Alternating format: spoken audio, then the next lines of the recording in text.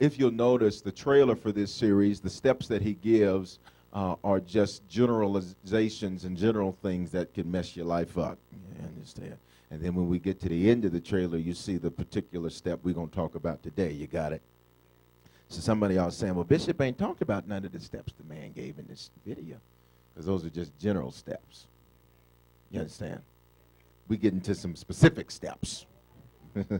Psalm 34:12, you got it? Now, who is the man who desires life? I mean, who desires life? Who desires to have good life? Okay, if you do not, please put your hand up. If you want a horrible life, please put your hand up. Come on, put them up, put them up. Horrible life, horrible life, horrible life. Come on, put them up, put them up, put them up. You want a horrible life? Okay. Okay. Nobody wants a horrible life. Who is the man who desires life and loves many days? Who wants to live less than you're supposed to? That he may see good. So then he gives you some steps on having a good life and loving many days so you can see good. Look at verse 13. Keep your tongue from saying stuff you ain't got no business saying. Keep your tongue from evil. Evil means contrary to, meaning you don't say things contrary to people even when it maybe needs to be something contrary said. You know what I'm saying? There's sometimes you want to say some contrary stuff to people. That's what evil means, contrary to. And keep your lips from speaking deceit. That means don't be lying. Got it? And what I found out is most people aren't liars. They're just horrible communicators. I've not met very many evil people. I just met a lot of non-communicative people. Now, I met some evil ones now. I tell you, I met some evil ones. But I found most of them just can't communicate well. Depart from evil and do good. Here's the line right here. Seek peace. In Hebrew, shalom. And then he tells you, pursue it. In essence, the word was saying peace is going to try to flee from you. Shalom is going to try to escape you. It's going to do everything it can to get away from you. But David's real clear here. He says, seek peace, shalom, in Hebrew. And pursue it. Bishop, how should I pursue it? Pursue it more than you're pursuing that promotion. Pursue it more than you're pursuing that person you want to date. Pursue it more than you're looking to have your bank account filled. Pursue it. Pursue it. Seek peace and pursue it. Father, as we delve into your word today, I pray that you would do what you always do, which is customize your word, Father, so that it would speak directly to the situations and circumstances going on in the life of everybody under the sound of my voice. We thank you, Father, that we all desire good lives. We all desire our days to be filled with good and to see good things. And that's what you desire for us. That's what your word teaches us. And so today, help us, Father, to restore shalom in our home, that we might not only seek peace and pursue it, but we would find peace. And we thank you that it is so. In Jesus' name, somebody say hallelujah. As you take your seats, touch somebody, say, gotta have shalom, gotta have shalom, gotta have it, gotta have it, gotta have it, gotta have it, gotta have it. I love scary movies. It is no secret. I love scary movies. Everybody can't handle scary movies. And I know there's some preachers that even teach that you should not listen to a scary movie or watch those because, you know, somehow I guess the devil's supposed to get in your mind because you went and watched Freddy Krueger or something. And if you are that immature in your Christian walk, then perhaps you should do that. But for those of us that have matured to the point to where watching somebody get cut up ain't going to mess me up, then okay. All right. So now, so I just want to get that out the way. Now this weekend I saw Paranormal Activity 2. Not the new one, the old one, because I ain't ready to see the new one until I didn't see no one. Got it? I saw Paranormal Activity 2. It's not for the easily scared. If you're not a person that's into scary movies or horror movies, you do not want to see this movie, because this movie, with all of the power of God, I know this movie had a couple times I was like, woo, wait a minute. God dog, wait a minute now. Just hold on now. How'd that happen? Now, wait a minute. Because it seems something that could really take place. The way they do it, it looks like, my God, this could really take place. Matter of fact, it looked like it then took place. Somebody, how they know how to do that quite like that? In the movie, there are unexplained phenomena that were occurring in the home of the couple that was there. Doors were opening and closing on their own. Lights were coming on and off. Cabinets were blasting open. And all of these unexplained phenomena were going on. They were hearing voices in their home, people calling them. They were having weird dreams that were going on in their home. They were hearing animal sounds in their home. I'm here to tell you there wasn't no shalom in that home. The nanny, I believe she was some sort of spiritual or spirited nature, perhaps a Roman Catholic or just weird. I don't know what she was, but she, when she started recognizing something wrong was going on, she started walking around the house with smoke and all kind of stuff. The nanny knew something was wrong and wasn't right in the house, and the father fired her because he didn't want to acknowledge the possibility that something he couldn't understand was going on in his own home. Many times it is easy to live in denial about reality because you don't want to acknowledge the possibility that there's something going on that you didn't catch, something going on that you missed, something going on that you didn't anticipate being there. You can't believe every time somebody cries wolf, but don't ignore when everybody cries wolf. It turned them against one another and made them act different than who they were because of these inexplicable and unexplained happenings. The opposite of shalom isn't simply chaos, it's fear. It's the fear of the unknown, it's the fear of the unexpected. And so these people are experiencing no level of shalom because they're in constant fear of what's going to happen next. Have you ever been in a situation or a place in your life where that's where you've been? God, what's going to happen next? I've been hit with this, I've been hit with this, I've been hit with this. And so when you wake up, you don't wake up expecting today to be a good day. You wake up saying, what's going to happen today? What's going to go, am I talking to anybody? What's going to go wrong today? What's not going to work for me today? That's how these people were, and it began to change who they were. It was familiar to the wife because she had dealt with this as a child. The husband, however, didn't know the background of who he was married to, and then he went and made a male child with her. I think it's appropriate for me to insert here, you got to know the people that are around you because everything and everyone that is with you isn't necessarily for you. And so this man didn't know he had married a woman that from her child had been dealing with demonic possession. And so now when he had got with her, she brought that devil right up in that house. Y'all don't want to say that to me. That's fine.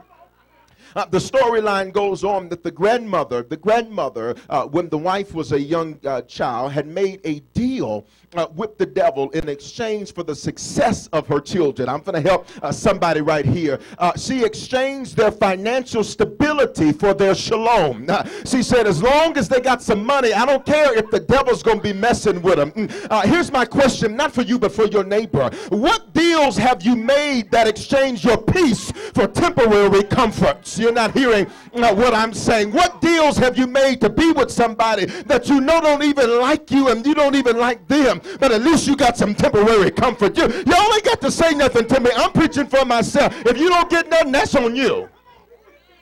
What deals have you made that exchange your peace for temporary comforts? I was watching yesterday an interview of a R&B artist, and she was talking about how she stayed with a man that was abusive, and he was a drug user and all kinds of things for 11 years, and she was a Christian woman. She was raised by her father. Her father showed her an example of what a man's supposed to do and how a man's supposed to treat a woman, and even though she wasn't experiencing that in her relationship, she said, I stayed. And then the interviewer said, why'd you stay? She said, I stayed because I thought I was doing the right thing by my kids. Oh my God. She exchanged her shalom for temporary comforts. And I'm here to tell you, there's nothing in this world that is worth exchanging your peace for.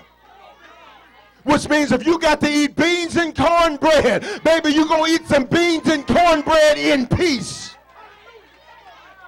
Tell somebody, say shalom, shalom, shalom, shalom. The demonic spirit required the life of the firstborn son as a ransom. And on the last night of the movie, the demonic entity goes crazy and eventually possesses the daughter that was trying to warn the father that something was wrong. The daughter ends up killing both of the parents and takes the baby, and it is based off of some level of a true story because they say the whereabouts of the girl are still unknown. Now, this is an extreme example, but it's very demonstrative of the point. There is nothing worth losing shalom in your home for. Now, shalom equals peace. It equals life. Shalom means that there's nothing missing, there's nothing broken, there's nothing lacking, and all is well. But now to have no shalom in your life means there's no life in your life. See, shalom equals life. So that means if there's no shalom or peace in my life, I'm not really living. I've not have any life in my life. And I don't know about you, but I've spent enough of my days not having life in my life. I'm making a decision that from this day forward, I'm going to have some life in my life, which means if I got to walk by myself, I'll walk by myself. Oh, if I got to disappoint some people because they don't agree with the decisions I got to make, so be it. I refuse to exchange anything for my shalom. Stop waiting for a day that there's no problems, because shalom doesn't mean that there's no problems. There's not a day coming in your life where there's going to be no problems. I need to just go ahead and bust that bubble. For all of you that are waiting and holding on until when the Lord takes all your problems, I'm here to tell you, don't you hold your breath. Problems are God's way of introducing new opportunities. And so if there's no problems in your life, oh God, I wish I had a church. If there's no new problems in your life, then God can introduce new opportunities in your life. Hidden inside of every problem, in every enigma, in every tough situation is God introducing you to a fresh opportunity. Tell somebody, say, I got new opportunities coming my way.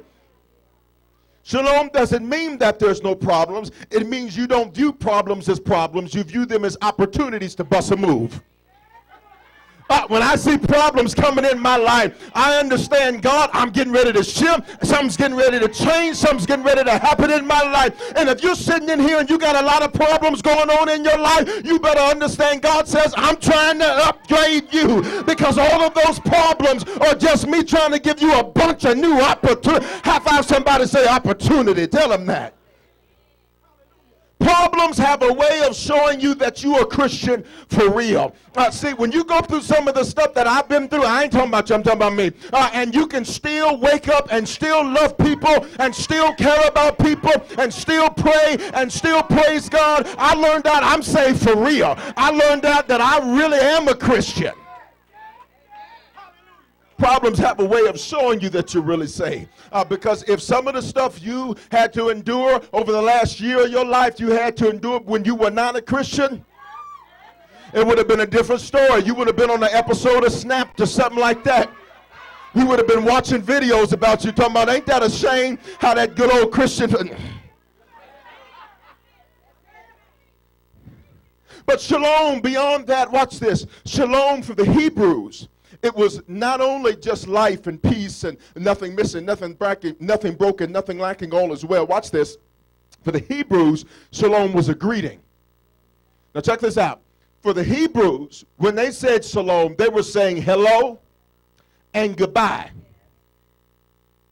No. If you really want peace in your life, there's some stuff that you're scared of you're going to have to say hello to. But if you really want peace in your life, there's some stuff you're going to have to say bye-bye to. Listen, it ain't me, baby. It ain't you. It's me. Because I refuse to live in a jacked up, messed up situation. Oh, bye-bye. Bye-bye. Got to go. Got to go. I got a new opportunity waiting on me. You thought this problem was God judging me. This problem here was God saying, I got a new door for you. But shalom, not only was it a greeting, hello and goodbye, but shalom also, watch this, because depending on shalom, the way it's used, it is spelled slightly differently. When it's used as a noun, shalom is shalom, S-H-A-L-O-M. But when it's used, watch this, as a verb, it is shalom, S-H-A-L-A-M. Now check this out, which means it is a process, an activity, a movement towards fullness. In essence, when I use shalom as a verb, an action, it means peace has a price. Y'all, I preach, Bishop. Yes, sir, I will. Preach to yourself. Which means this. Sometimes it's got to get messy before it's going to be able to get clean.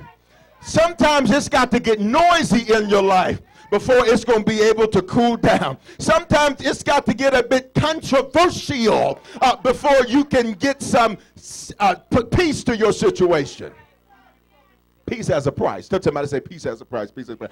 And for everybody that can't pay that price, you don't want peace.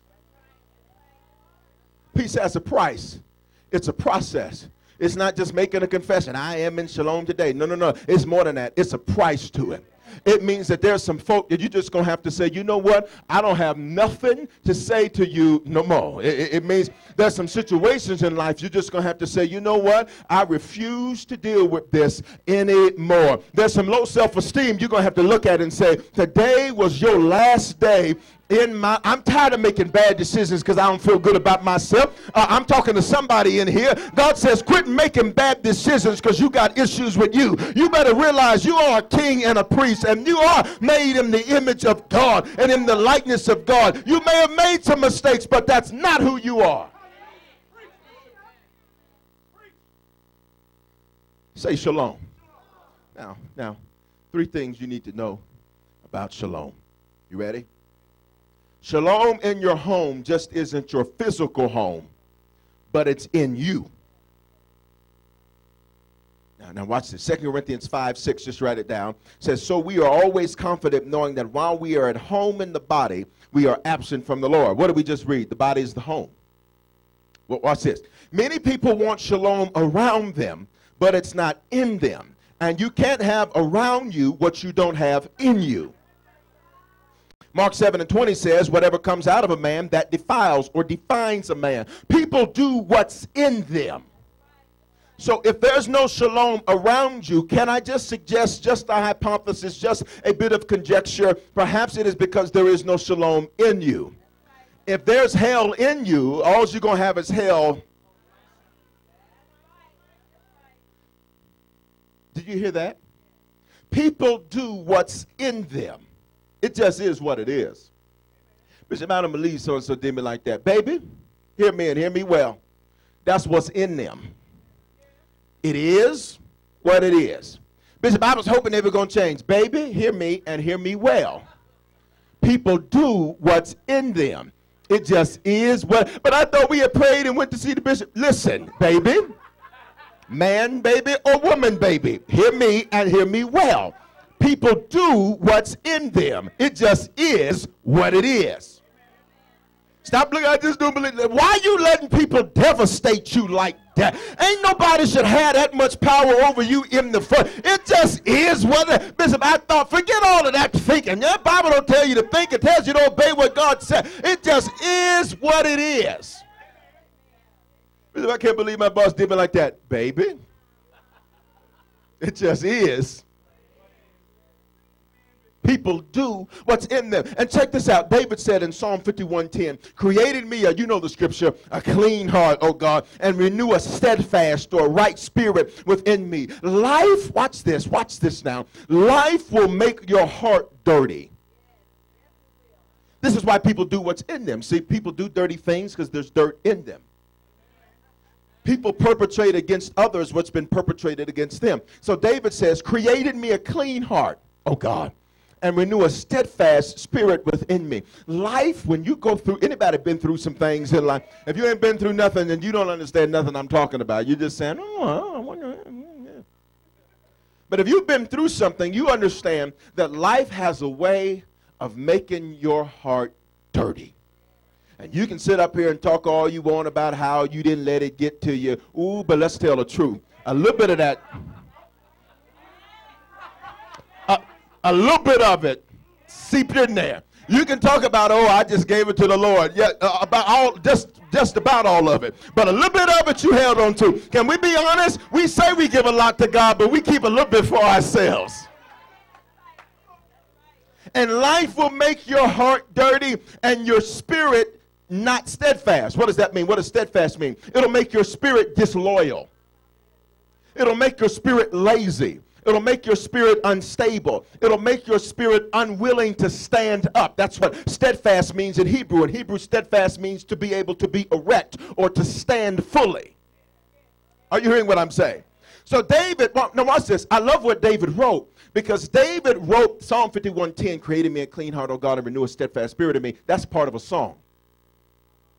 That David, while we got all these song people getting credit for stuff in the Christian world today, the truth is, when they get to the Lord, they're going to owe David a check. Because people be robbing from David all the time. And you be like, that is such a beautiful song. That's David. David wrote that song after he seemingly, I'm going to help somebody, ruined his life by making one of the worst decisions he ever made, which was to court with and be with Bathsheba. And David wrote that song after the prophet Nathan pronounced the judgment of the Lord upon him. Oh, I'm going to help somebody. David was saying, God, I need you. Don't remake the heart I currently got. No, because I done been through some things, and you know what, God, the truth is I did what I did with Bathsheba because I felt entitled, like you owed me something. I made that bad decision because I felt like you owed me something, God. And the truth of the matter is I felt that way because my heart was dirty. Oh, and David says, don't take that old one and make it over. No, just start and give me a brand new one. Create in me. Make a new heart in me. He said, don't remake the one I had. Because the one I had, see, if you ever bought something refurbished, it looks new until you get down there to look at the screws. And when you look at the screws that are supposed to be all black, come on, you refurbished Sprint phone buyers. And when you look at the screws that are supposed to be all black, you will discover that a little bit of the black paint has come off the screw. Because even though they were able to make the outside look new, the inside was still old. And since the inside was still old and not completely redone, what you have is new parts with old parts. Well, what's going to eventually happen is the old parts are going to wear the new parts. So David said, don't give me a refurbished heart. Take that nasty one out and give me a create one. Because when you've been betrayed, when you've been hurt, when people have done you wrong, when people that you trusted have messed over you, when things have happened and you feel like God owes you something. That's what David was going through. He felt like God owed him something after all of what his crazy sons had put him through. And so he felt, Bathsheba, that's the least you could do for me, God. I mean, come on. I need a little bit of reprieve. I need a little bit of a break. All this hell I got to go through, these kids is crazy. Solomon had problems with his sons too. Solomon said, you know what Solomon, David's son that eventually became king. Solomon said, I don't want to die. And it's not for the reason you may think. Solomon said, I don't want to die because I don't want my crazy sons to take over. Solomon said, my only fear in dying is that one of them is going to be in charge. And exactly what he feared happened, because when he died, the kingdom split. They said, we ain't following him. Then it was Judah and Israel. Okay, anyway, so we'll get back to the story. David was saying, Lord, my dirty heart mixed with a dirty spirit, disloyal, lazy, refusing to stand up for what I know I should stand up for. See, what I don't understand about some of you is that you've been through worse situations than what you're facing before. And now all of a sudden your spirit got a little dirt on it. And your spirit refuses now to stand up for what it knows it needs to stand up for. You got to be careful when you start losing your ability to be steadfast and immovable. David was saying, Lord, give me shalom within myself. Because I can't have it around me if I don't first have it. And the reason I went over there and was messing with her is because the truth was I hated me. Y'all ain't going to say nothing. I'm preaching to myself. This is just good. This is for the DVD. The reason that many times we make bad decisions in the people we allow around us is because we don't really have issues with them. We got issues with ourselves. And so those issues we have with ourselves manifest themselves in the decisions we make. David was really saying, God, help me have shalom within me, because I'm making all these bad decisions. But the issue is, I need a clean heart created. And I need you to renew my steadfast, immovable, non-lazy, my stable spirit. That's the first thing. Is to have shalom in your home. You got to first have it in you. Because your body is the home of your spirit. Stop talking about, I can't wait to go home to be with the Lord. The book just told you. That body you got right there, right now, that's your house. Now keep a clean house. Second thing. Y'all all right? Second thing. Shalom or peace must be pursued. Watch this, because we like that part, but you ain't going to like this last part. With all people. Not just people you like. It's easy to pursue peace with somebody you like. It is not, however, easy to pursue peace with people that are not your personal cup of tea. Y'all ain't saying nothing. Matter of fact, okay, since y'all ain't going to say that, I'm going to show you the scriptures. Go to Romans 14 and 19.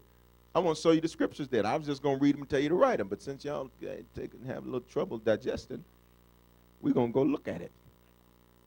Romans 14 and 19. Peace must be pursued with all people. Romans 14, 19, got it? Therefore, let us pursue the things which make for peace. So he tells you how to get peace. Pursue things that make for peace. Well, what are the things that make for peace? Commonalities. What makes peace? Things you have in common versus things you don't have in common. See, you may not understand why certain people are a certain way, but that's because you don't have that in common with them. So the way you pursue peace is find things that make for peace. What are things that make for peace? Things y'all agree on. So rather than sitting up having a discussion about why certain people do things certain ways, have a discussion about, you know what, well, we do this the same way. I promise you, even the people you despise, you still have something in common with. And the reason you probably despise them is because the thing you don't like in them is the thing you don't like in yourself. You ain't got to say nothing because I'm telling the truth. A lot of times people say, whenever I look at people and the people say, I just don't like this, and this person, I always look at it and I'm like, I tell you why you don't. Because that's you. And what God did was give you a mirror, so you got the opportunity to see what you look like.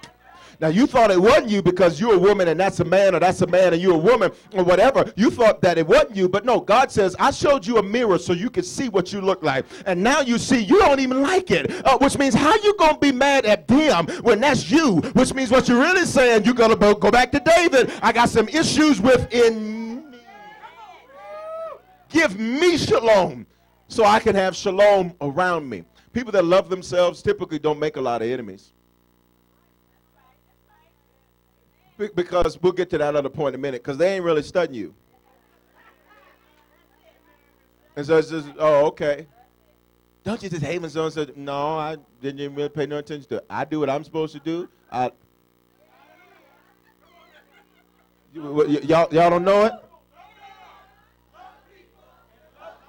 So I'm so busy doing that, I ain't.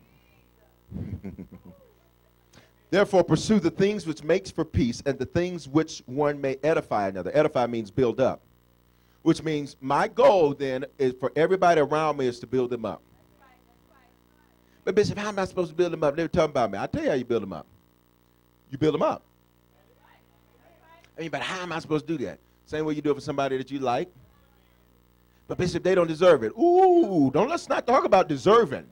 Because, see, that's what grace and mercy, that's what the whole Christian experience is about. It ain't about them deserving it. If it was about deserving it, then, man, you and I wouldn't even be able to sit here today, because none of us deserve his goodness and his mercy and his grace. When he was hanging on Calvary, he took that penalty for us. He didn't deserve that. You build them up. Bishop, how do I do that? You rejoice with them, even when you think they got what you were supposed to get. I said, that's awesome. Congratulations. And I ain't got no, that's it. Now, this is the Bible now. These ain't Bishop's words. This is the Bible. Now, go one more place. Hebrews 12:13. Hebrews 12:13. Peace must be pursued with who? All people. All people. All people. And let me tell you, you're going to be tested in this. And let me tell you this, too. Since you heard this word today, Let me tell you what you got coming this week. They said, don't speak that. Okay, fine. I won't speak it, but it ain't going to happen. Okay. Okay, so fine. I won't speak it, but I'm just, don't be surprised. Got to be peaceable. Be peaceable. Peace. The Lord's been working with me and dealing with me over the last few weeks about peace. I wrote on the Twitter and on the Facebook, because this is the Twitter. I like, me and Betty White got a thing going on. It's the Twitter and the Facebook. And I wrote a few weeks ago, I said I had one of the greatest aha moments. And I was writing that because as I was dealing with some things, I said, okay, God, I said, perhaps my approach needs to change in this because I'm not seeing the results I want to see in the time frame I want to see them. So me and the Lord had a long, good old conversation. It took us the whole day. Ooh, but we got through it about an approach in a specific situation I was looking at. I said, oh, Jesus. Hebrews 12:13, you got it? And make straight paths for your feet, so that that which is lame may not be dislocated, but rather healed. Pursue peace with who? Okay, so this for all of you. Well, Bishop, where does it specifically say all people? Right here. And holiness, without which none shall see the Lord. Looking carefully, lest anyone fall short of the grace of God. Here it is. Lest any root of bitterness springs up. Where does it come from? You. And cause trouble. And by this many will become defiled or defined by your bitterness. That's why you got to get step one first, right? Because see, point one. Because point one means I got to have shalom in me. Because if I get shalom in me, there's no bitterness there. If there's no bitterness there, I don't have the propensity to defile people that are around me. Now, let me be very clear about what this means. It doesn't mean best buddies and BFFs and best friends with everybody. It just means point number 3. Bishop, what's point number 3? You are very wise to ask that question. Don't let anybody move the furniture in your home around. Okay, so you see how we made that connection? So peace with all people doesn't mean, see, because here's what Christians think. Christians think sometimes that we're supposed to be doormats. And that's not Christianity. Jesus wasn't no doormat. You say something to Jesus, in the middle of preaching, Jesus would stop. And he'd sense you said something about him. He wouldn't, you know, people misread and misinterpret stuff like turn the other cheek. No, they misinterpret that. No. What he was saying is turn the other cheek while you're reaching over to grab. Okay, anyway, so got to read the whole Bible, the whole Bible now, the whole Bible. I turned it because I'm reaching. Read the whole Bible. You hear? Now watch this. No. Okay, now watch this. The southern section is making fun of me. Now watch this. Watch this. Jesus, in the middle of preaching, if he didn't like something you said, Jesus would stop preaching and he'd set you straight. If he perceived you said something about him, Jesus would stop preaching and say, hey, what'd you say, Ananias? I perceive that you said something. That's okay. Your wife's leaving you. Be seated. The kingdom of heaven. I love Jesus. Woo! I love him. I love him. See, I'm trying to be like him. You understand? Woo, I love him. Because he set folks straight. He listen, and he didn't do it mean, and he wasn't a battle axe about it and mean and nasty. He just, what'd you say? Oh, I'm not the Messiah? But you're going to hell, so what's up? The kingdom is like a mustard seed. Then he go right back to teaching. I love me some Jesus. Third point, and I'm through. Don't let anybody move the furniture in your home around. Now, some of you are literally thinking, well, Bishop, ain't nobody moved the furniture. I mean, I've been in the same place 3.5 years. Ain't nobody moved the furniture. I'm not talking about the literal furniture. I'm talking about giving people the ability to make you change. You can't control what people do, but you can control how you let it affect you. See, using Jesus as our example, he couldn't control what those people were doing, but he so controlled how to let them affect him. Because even when those same people he was healing were crying, crucify him, he didn't return evil for their evil. He just said, if you only knew you needed me way more than I needed you. And so Jesus then gives us the example. Don't let anybody's unwillingness to change make you change. Too often, a person's unwillingness to be what it is we desire for them to be, or who they told us they would be, or who we hope they'd become, we allow their unwillingness to do that and to be that make us change who we are. And so since they're cruel, you end up being cruel. Because they're dishonest, you end up being dishonest. Don't let anybody have that much power over you to come in your house and move your furniture around. That's why I have a policy in life that when stuff is going on around me that's crazy, I got a policy in life. That policy is this phrase: that's not my problem. Now, it doesn't mean I'm not concerned. It doesn't mean that I'm not interested in finding a resolution. Oh, but what I can tell you is I'm not going to let all of that mess with what's going on inside of me. I'm not going to let your dysfunction, your drama, your issues mess with what's going on with me. You're not calling me with no drama because you can't come in my house and move the furniture around because I found out that it can get moved through the telephone as just as it could if they were there physically. You're not going to move my furniture around with no emails. You ain't going to move my furniture around with no Facebook messages. No, no, no, no. You're not coming in my house and moving my furniture around. Why? This is the day that the Lord has made, and I made me a choice a long time ago that I'm going to rejoice and be made glad in. I may not always feel like being glad in it. Sometimes I feel like being sad. Sometimes I feel like being mad. Sometimes I feel, you're not hearing what I'm saying, but I made a decision. I'm going to be glad. Oh, I'm going to find me something to be glad about. I'm going to find me something to shout about. I'm going to find me something to be thankful about. I woke up this morning in my right mind and my legs were working. I'm going to shout about that. My arms were working. I'm going to shout about that.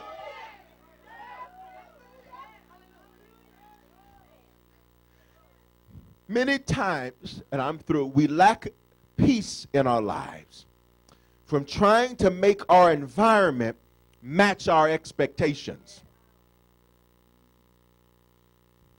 The difference between an expectation and a realization, the difference between those two is called frustration. And many times, we will create a lack of peace or shalom in our lives from trying to make our environment match our expectations. But often, your expectations are based off who you'd hope they'd become rather than who they are. So you have an inappropriate expectation, which gives you an inappropriate realization. So now you're dealing with frustration, which means you let somebody come in your house and move your furniture. Now, here's the deal. In my house, I like moving my furniture on a fairly regular basis. Reason is, when I walk in, I'll say to myself, I looked at this yesterday. And day for that, day for that, day for that. It's time for change. But over the last few years, I've been just letting it be the way that it is because it's peaceful. And I said, even though, because here's the deal. Some people are so used to having drama in their lives. When life gets quiet for you, you start thinking you're missing out on something. So when you say, I just woke up and I went to work, and it was a good day. And I came home and ate, and I watched TV, and I listened to some of the word on the CDs, and then I got me a DVD last weekend, because I really needed that word. And, I talked to a few family members, and that was my whole day. What's wrong with that? You think because you didn't have to cuss nobody out and then nobody cuss you out, and because you didn't have to fight nobody and because you didn't have to defend yourself, you think that you're missing something. Some folks are so used to drama that when stuff gets simple, they're like, I'm missing something. Something's missing. Something's missing in my life. I'll tell you what's missing. Hell. And what in hell do you want? I just went and and filled up my tank, and I just, I got paid, and I just went, and I went to the store, and then I went to Ron's, and then I went to Marshall's, or fellas, then I went to, Harbor Freight, and then I went to, Harbor Freight, and then I did this, and I just went home. That's okay. I know you used to living what's love got to do with it out in your life. Well, you trying to figure out whether or not Ike done smoked the pipe that day. I know you used to that, but God says it's a new day in your life. It's a day called shalom. It's a day called peace. Somebody shout shalom.